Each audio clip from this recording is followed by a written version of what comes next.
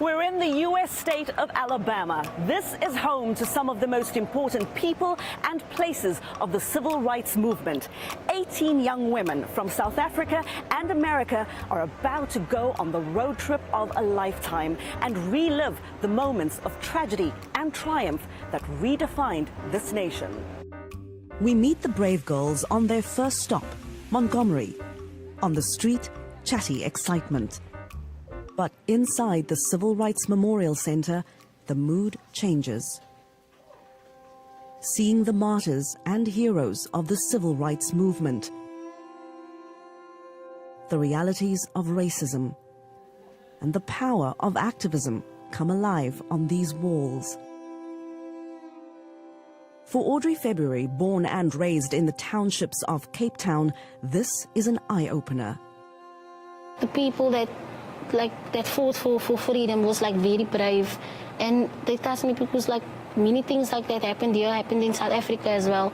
I got this perspective of America, that life in America is just so great and nothing bad happens here.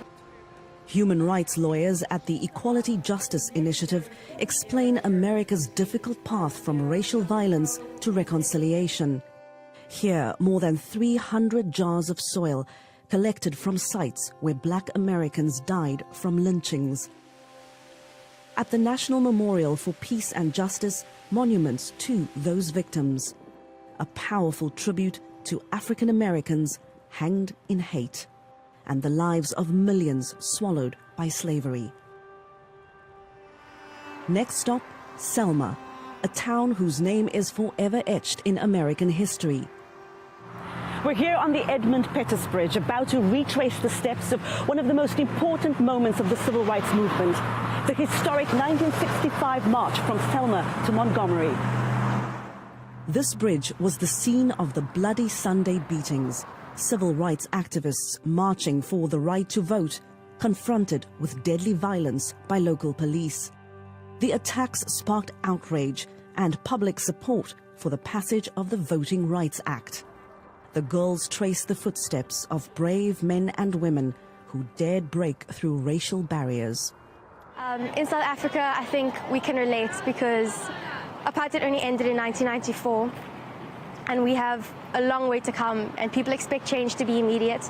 But if you look at Selma, it's been decades, and they're still trying to create the society that they wish for. Before it became a beacon of the civil rights movement, Selma was a city of African slaves. Here, the girls are lined up to experience the humiliation of slavery.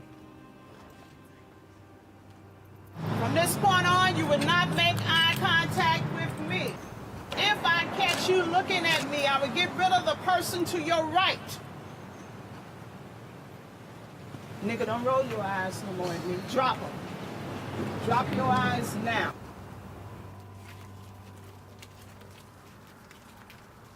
Ainka Jackson runs the Selma Center for Nonviolence. She takes us on a drive through the city's impoverished neighborhoods. In some ways, this place seems like a memorial of its own to the lasting legacy of racial and economic inequality. There's such a spirit of hopelessness here in Selma because at one point there was great hope that voting rights would cause us to have economic prosperity. But I believe that part of the reason why Dr. King was killed so that we wouldn't get there. Not every moment on this journey is somber. One highlight, soul food and song with today's civil rights activists. An emotional tribute to Africans who came to America in captivity and those who fought for the freedom of future generations. I think what we can learn from each other now is that the work is not over. There's still work here to do in America, and there's still work to do in South Africa, and that with reconciliation there must be justice. Hayde Adams FitzPatrick, VOA News, Alabama.